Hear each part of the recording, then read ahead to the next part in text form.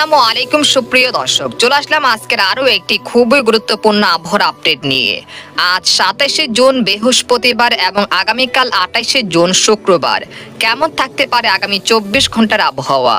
বাংলাদেশ থেকে শুরু করে ভারতের আসাম, মেঘালয় এবং ত্রিপুরা থেকে উত্তর থেকে দক্ষিণবঙ্গের আগামী 24 ঘন্টায় কোন কোন জেলাগুলোতে ভারী থেকে অতি ভারী বৃষ্টিপাতের সম্ভাবনা থাকছে এবং বঙ্গোপসাগরে একটি ঘূর্ণাবর্তের সৃষ্টি হয়েছে, যেটা ইতিমধ্যে নিম্নচাপে রূপ নিয়েছে। এটি আগামী 24 ঘন্টার মধ্যে ভারতের উড়িষ্যা উপকূল অতিক্রম করতে পারে।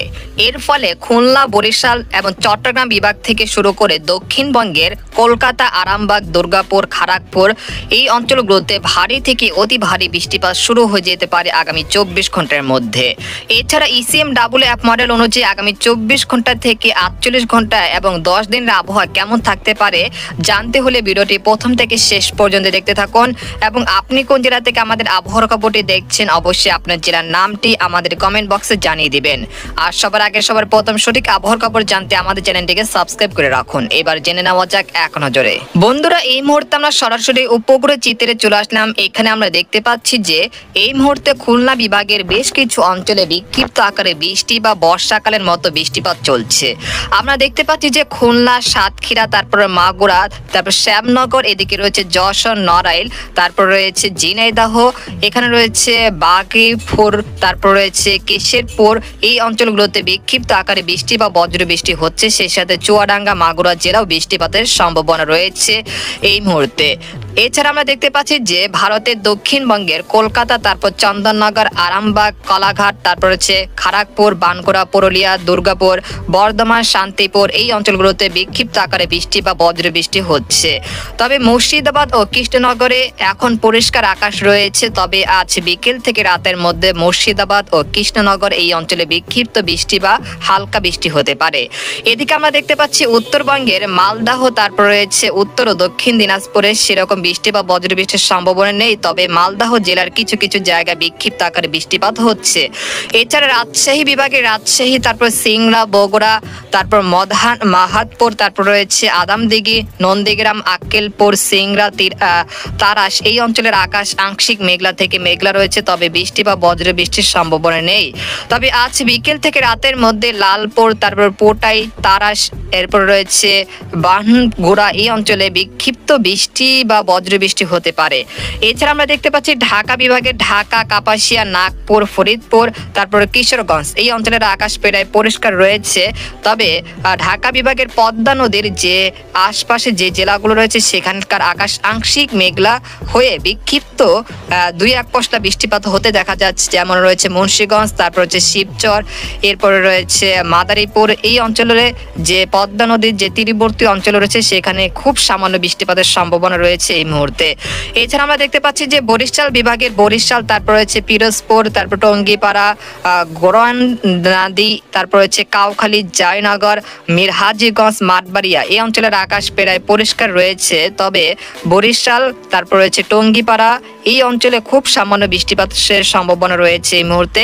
এছাড়া আমরা দেখতে পাচ্ছি যে চট্টগ্রাম বিভাগের চট্টগ্রাম, তারপর রয়েছে মহেশখালী, তারপর রয়েছে কুতুবদিয়া, এখানে রয়েছে ছাকরিয়া, তারপর রয়েছে পার্বত্য চট্টগ্রাম, রাঙ্গামাটি, খাগড়াছড়ি, রাজস্থলী, তারপরে রয়েছে খাগড়াছড়ি এই অঞ্চলে বিক্ষিপ্ত বৃষ্টিপাতের সম্ভাবনা রয়েছে এই মুহূর্তে। আমরা দেখতে পাচ্ছি দীঘি, নালা এই অঞ্চলে বিক্ষিপ্ত বৃষ্টি বা বজ্র বৃষ্টি হচ্ছে এই মুহূর্তে। সেই সাথে আজ বিকেল থেকে রাতের মধ্যে কুমিল্লা, তারপর রয়েছে নোয়াখালী, রায়পুর, হাজীগঞ্জ, তারপর চাঁদপুর এই অঞ্চলে বিক্ষিপ্ত বৃষ্টিপাত বা হালকা 2-1 পশলা বৃষ্টিপাতের সম্ভাবনা রয়েছে আজ বিকেল থেকে রাতের মধ্যে।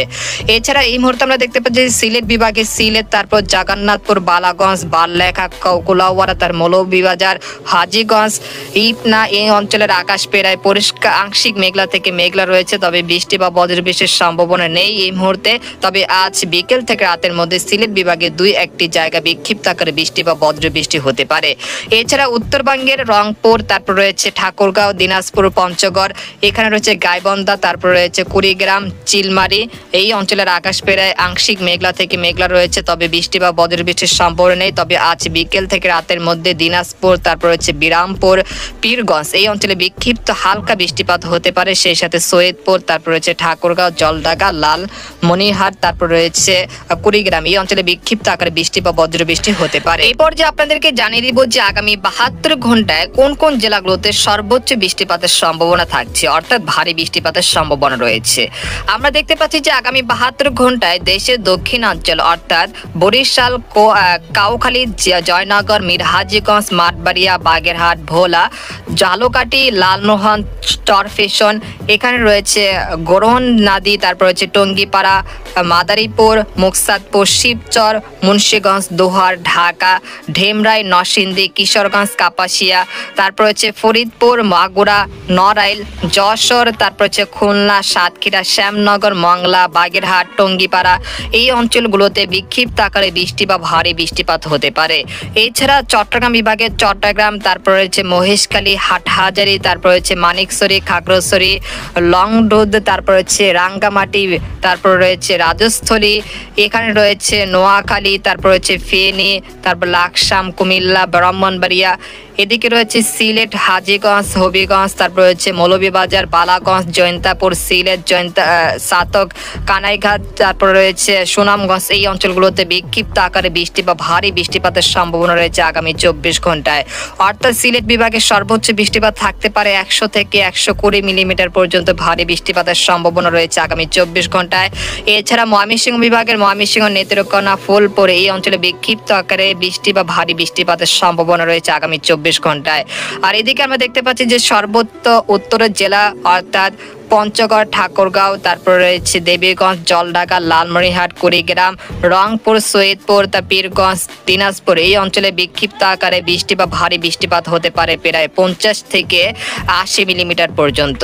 এদিকে আমরা দেখতে পাচ্ছি উত্তরবঙ্গের আলিপুরদুয়ার, কোচবিহার, জলপাইগুড়ি, শিলিগুড়ি, তারপর রয়েছে ডুবুরি, এখানে রয়েছে গোয়ালপাড়া, গৌহাটি, তারপর রয়েছে বাগমারা এই অঞ্চলগুলোতে প্রায় 100 থেকে 120 মিলিমিটার পর্যন্ত বৃষ্টিপাতের সম্ভাবনা রয়েছে আগামী 24 ঘন্টায়। আর এদিকে আমরা দেখতে পাচ্ছি উত্তরবঙ্গের মালদহ, তারপর উত্তর ও দক্ষিণ দিনাজপুর এই অঞ্চলগুলোতে হালকা থেকে মাঝারি ধরনের বৃষ্টিপাতের সম্ভাবনা রয়েছে আগামী 24 ঘন্টায়। আর এদিকে রয়েছে দক্ষিণবঙ্গের কলকাতা, খড়গপুর, আরামবাগ, চন্দননগর, শান্তিপুর, বর্ধমান, বানকুড়া, তারপর রয়েছে পুরুলিয়া, সিউড়ি, কাটোয়া, তারপর রয়েছে মুর্শিদাবাদ, কৃষ্ণনগর এই অঞ্চলগুলোতে বিক্ষিপ্ত আকারে বৃষ্টি বা হালকা থেকে মাঝারি ধরনের বৃষ্টি হতে পারে। এর পরবর্তী সময় অর্থাৎ 5 দিনের মাথায় আমরা দেখতে পাচ্ছি যে বাংলাদেশ থেকে শুরু করে দক্ষিণবঙ্গ এবং উত্তরবঙ্গ, আসাম, মেঘালয় ও ত্রিপুরা রাজ্যের একাধিক জেলায় প্রায় 100 থেকে 120 মিলিমিটার পর্যন্ত বৃষ্টিপাত অর্থাৎ ভালো বৃষ্টিপাতের সম্ভাবনা থাকছে আগামী 24 ঘন্টার মধ্যে। আপনাদেরকে জানিয়ে দিব যে আগামী 24 ঘন্টায় কোন কোন জেলাগুলোতে দমকা বাতাসের সম্ভাবনা থাকছে। আমরা দেখতে পাচ্ছি যে আগামী 24 ঘন্টায় মাদারীপুর, ফরিদগঞ্জ, মতিরহাট, বরিশাল, লালমোহন, তারপর হচ্ছে চরফেশন, নোয়াখালী, সন্দ্বীপ, তারপরে লাকসাম, হাজিপুর, তারপরে রয়েছে চাঁদপুর এই অঞ্চলগুলোতে প্রায় 50% দমকা বাতাসের সম্ভাবনা থাকছে। এছাড়া খুলনা বিভাগের বেশ কিছু অঞ্চলও দমকা বা ঝড়ো হওয়ার আশঙ্কা থাকছে আগামী 24 ঘন্টায়। এরপর আমরা দেখতে পাচ্ছি যে শুক্রবার কুমিল্লা, তারপর চট্টগ্রাম বিভাগের সকল জেলায় প্রায় 70 থেকে 80 মিলিমিটার পর্যন্ত দমকা বাতাসের সম্ভাবনা থাকছে। সেই সাথে ঢাকা বিভাগে ঢাকা, কাপাসিয়া, কিশোরগঞ্জ, নরসিংদী এই অঞ্চলেও বেশ ভালো পরিমাণে দমকা বাতাসের সম্ভাবনা থাকছে। এরপর 29 তারিখ আমরা শনিবার চলে আসলাম। আমরা দেখতে পাচ্ছি যে দক্ষিণ অঞ্চল অর্থাৎ চট্টগ্রাম, তারপর ফটিকছড়ি, তারপর হচ্ছে খাগড়াছড়ি, মানিকছড়ি, সীতাকন, ফেনী, তারপর হচ্ছে সন্দ্বীপ, নোয়াখালী, কুমিল্লা, তারপর হচ্ছে ভারতের ত্রিপুরা রাজ্যের আগরতলা, আমারপুর, আমবাসা, এদিকে রয়েছে ব্রাহ্মণবাড়িয়া, মৌলভীবাজার, মাধান, তারপর হচ্ছে সাতক, সিলেট এই অঞ্চলগুলোতে দমকা বাতাসের সম্ভাবনা থাকছে 29 তারিখও। তারপরে 30 তারিখও এই অঞ্চলগুলোতে দমকা বাতাসের সম্ভাবনা থাকছে। এরপর 1 তারিখও রয়েছে। এবার আপনাদেরকে জানিয়ে দেব যে বর্তমানে যে ভ্যাপসা গরম রয়েছে সেটা কবে নাগাদ বিদায় নেবে। আমরা দেখতে পাচ্ছি যে শুক্রবার থেকে ভ্যাপসা গরম বা আর্দ্রতাজনিত অস্বস্তি সেটা অনেকটাই কমে আসছে।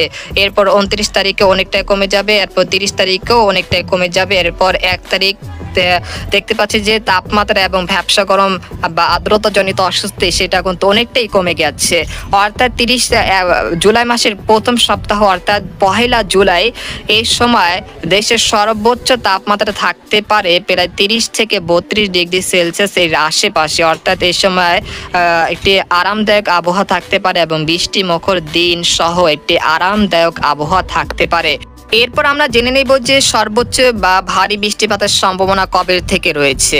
আমরা দেখতে পাচ্ছি 28 তারিখে সেরকম বৃষ্টি বা ভারী বৃষ্টিপাতের সম্ভাবনা নেই, তবে 29 তারিখ থেকে দেশের চট্টগ্রাম বিভাগ দিয়ে বৃষ্টি বা ভারী বৃষ্টিপাতের সম্ভাবনা বৃদ্ধি পাচ্ছে।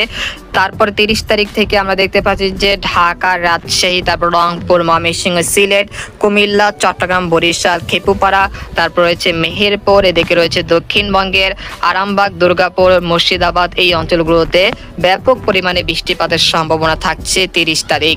এরপর 1 তারিখ অর্থাৎ 1 জুলাই আমরা দেখতে পাচ্ছি যে ঢাকা, কুমিল্লা, বরিশাল, চট্টগ্রাম, খেপুপাড়া, খুলনা, মেহেরপুর, রাজশাহী, ময়মনসিংহ, কালাই, রংপুর, সিলেট এবং ভারতের আসাম, মেঘালয় এবং শিলং, তারপর রয়েছে ত্রিপুরা রাজ্যের একাধিক জেলায় বৃষ্টি বা ভারী বৃষ্টিপাতের সম্ভাবনা থাকছে 1 তারিখ 1 জুলাই। তারপর আমরা দেখতে পাচ্ছি 2 জুলাই আমরা দেখতে পাচ্ছি যে ঢাকা, রাজশাহী, চট্টগ্রাম বিভাগের অধিকাংশ জেলায় মাঝারি থেকে ভারী বৃষ্টিপাত হতে পারে। এরপর 3 তারিখ থেকে কিছুটা কমে আসতে পারে, অর্থাৎ 3 জুলাই থেকে বৃষ্টিপাতের প্রবণতা আবার হ্রাস পেতে শুরু করবে। তো এই ছিল একটি গুরুত্বপূর্ণ আবহাওয়ার খবর। তো এরকম লেটেস্টিং আবহাওয়ার খবর জানতে আমাদের সাথে থাকুন। আজকের মতো এখানে বিদায় নিলাম, দেখা হবে পরের ভিডিওতে। সেই পর্যন্ত আমাদের সাথে থাকুন, ধন্যবাদ।